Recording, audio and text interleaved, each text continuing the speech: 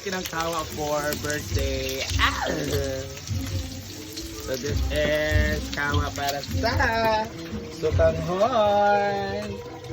Ay, mo uyab dahil. Ito man eh. Ah, yan pa. Wait a minute, I'll take you there. Chicken.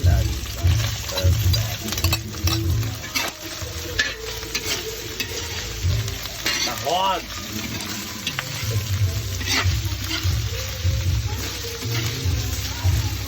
Ate ba? Lagyan ng water.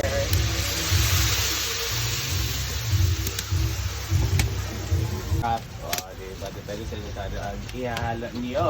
Basta sa amin, we are comfortable using this yellow seasoning.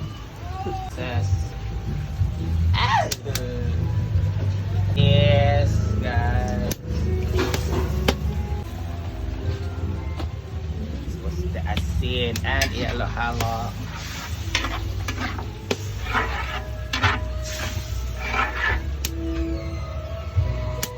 Ang ating gulay na magbibigay kulay sa ating niluluto. Yan. So that's Baguio beans and carrots. Yan ang ating sotanghon. Bongga ang birthday ni Bakang Katulong. Pag ganito na mga birthday guys, pag may mga ganito bongga na sa amin. Pansit bami, bihon, or itong sotanghon. Masasya natin sotanghon kasi mas mahal to kaysa bihon at pansit na bisaya. So okay lang na natin yan.